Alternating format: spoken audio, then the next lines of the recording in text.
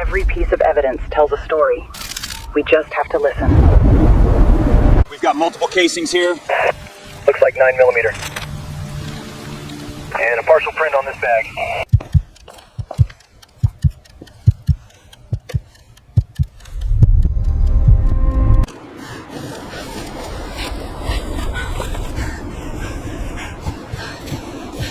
I didn't mean to do it. She just kept screaming, so I had to stop.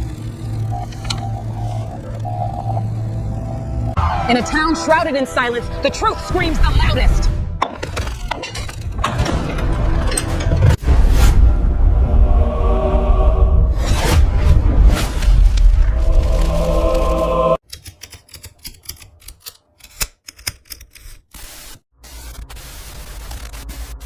For 10 years, the Alaskan wilderness hid a terrifying secret. Women were kidnapped, stripped, and released into the freezing woods, set loose specifically so a predator could track them across miles of ice. The perpetrator tracked them through the snow and shot them down like wild game. Executing a crime with this level of physical exertion and specialized tracking requires an apex predator. Yet law enforcement's prime suspect was a man named Robert Hansen. He was a local, mild-mannered baker who spent his days pulling fresh loaves from an oven in Anchorage. The brutality of a wilderness hunter contradicted the quiet life of a small-town baker. Police knew they had their man, but they couldn't explain how the two identities coexisted. Hansen lived entirely within city limits, safely insulated from the brutal backcountry where the bodies were discovered.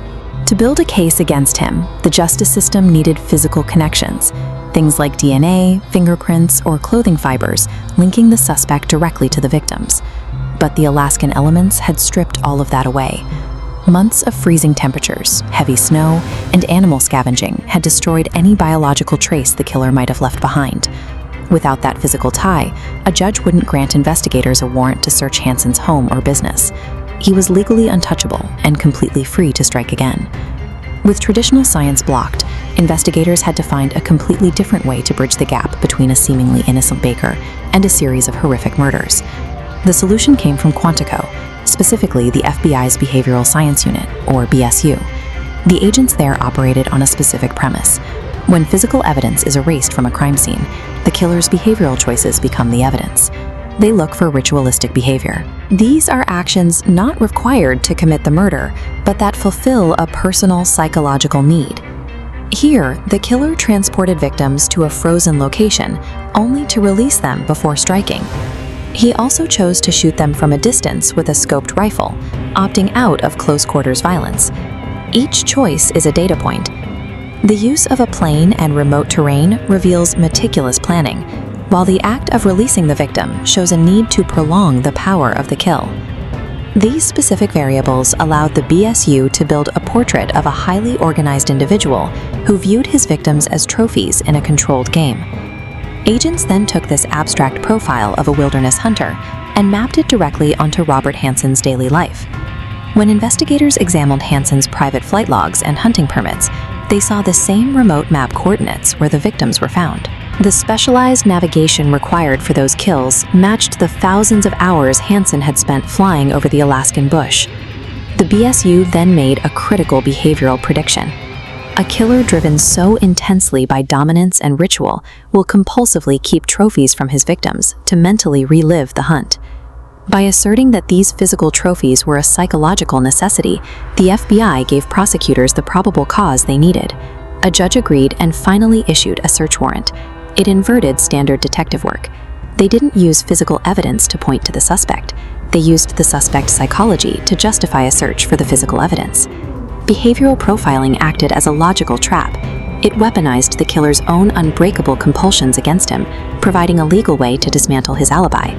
Armed with the warrant, investigators raided Hansen's properties, executing a search driven entirely by the FBI's psychological map. They found exactly what the profile dictated they would find: hidden pieces of the victim's jewelry and an aviation map covered in marked locations corresponding right to where the bodies were discovered.